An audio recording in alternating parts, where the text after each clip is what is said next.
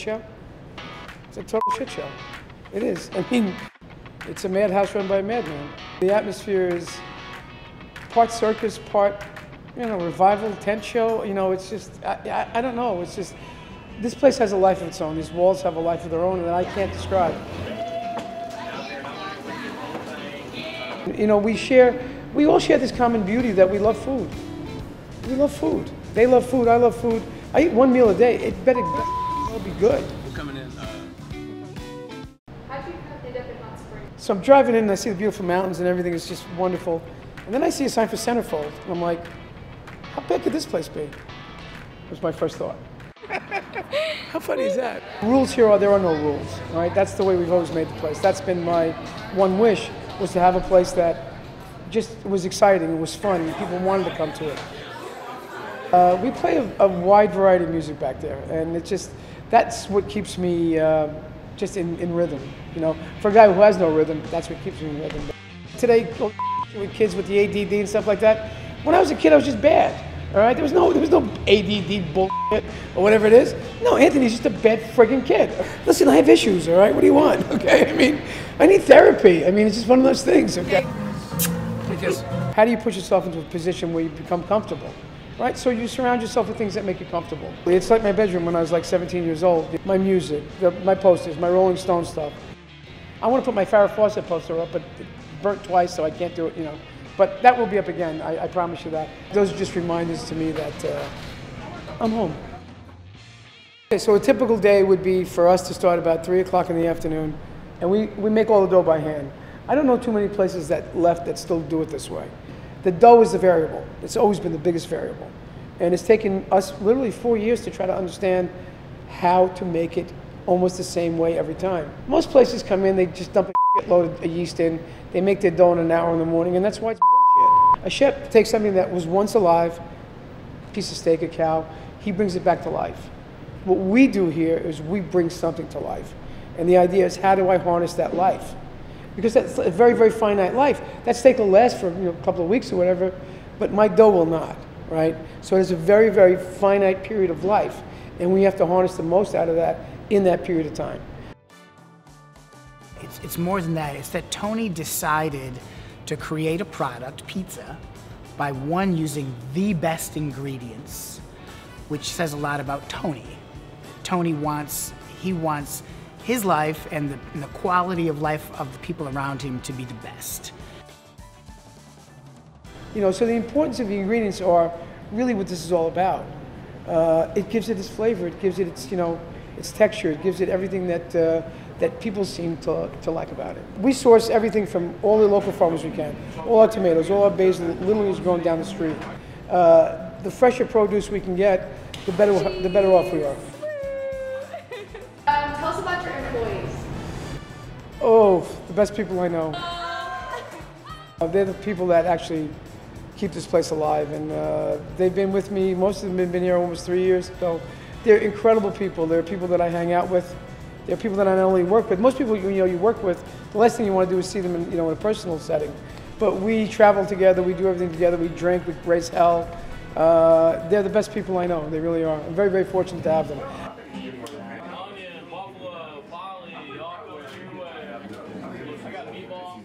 I'd be a liar to tell you that it was something that I knew what I did or I didn't. I have no idea why this place works.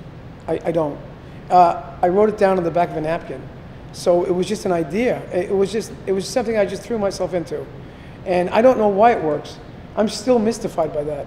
We've pretty much closed every business on Park Avenue that's a restaurant, and somehow we get to sell gourmet pizza out here, and people seem to enjoy it, which is the craziest thing ever. So I don't know that I really have an answer as to why what it is or how it became this.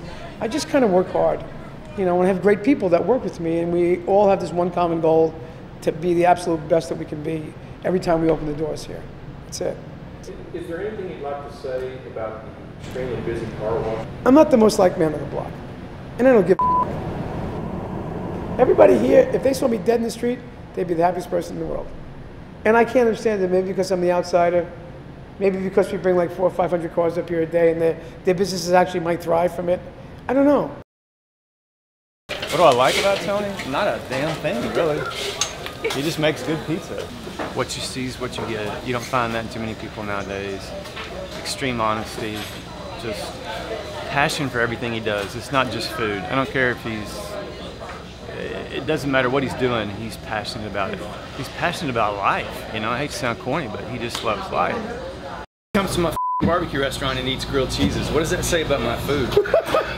That says something about my food, doesn't it? When you see him, he's the same guy that you got the last time you saw him. Because Tony's a professional boxer. I don't know if anybody realizes that.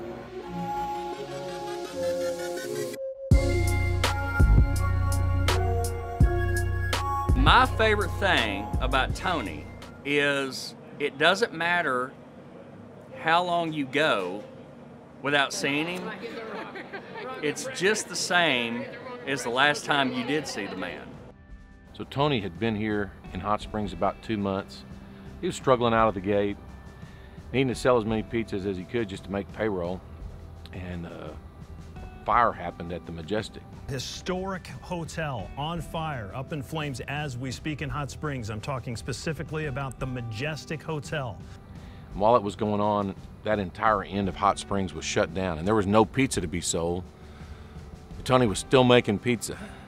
And that night, rather than sell it to anyone, he took it and he gave it to all the firemen and policemen who were helping out that night. I think that attitude of thinking about others and giving back first is a part of what makes Tony such a special guy here in Hot Springs. Tony makes just enough flour for one night. And when it's gone, it's gone.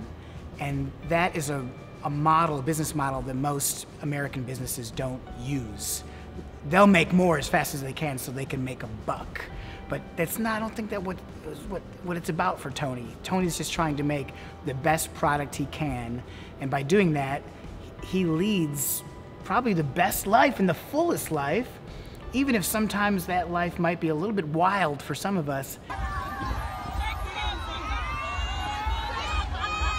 The place was open, I guess, November 22nd, 4 years ago. The impetus for this whole place was that my mom and pop passed away within 2 days of each other. As my sister Christine likes to say, that was their happy ending. It just wasn't our happy ending. I was heartbroken when my parents passed away. It's okay for him, in a way it's okay for him to pass away.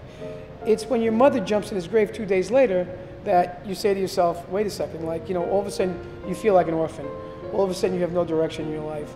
I picked the most random thing I could possibly pick because I knew nothing about what I did. I was never trained to cook. I was never trained to run a restaurant. I was never trained to operate a restaurant. But I just felt like that was the right fit for me. My sister said, you know, you made 2 pizzas. You can open a pizza restaurant? I'm like, hell yeah. She's like, you know, you can't do that, you nut. Okay, you're absolutely nuts.